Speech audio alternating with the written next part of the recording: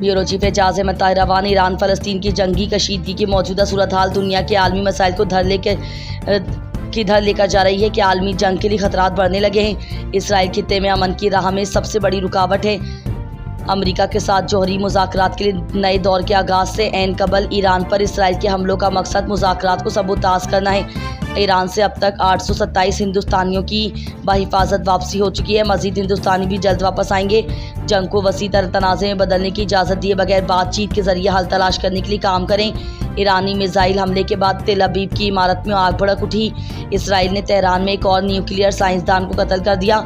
सारी मिनट में तेल अबीब तक पहुंचने का दावा करने वाला ईरान सजील मिसाइल कितना खतरनाक है।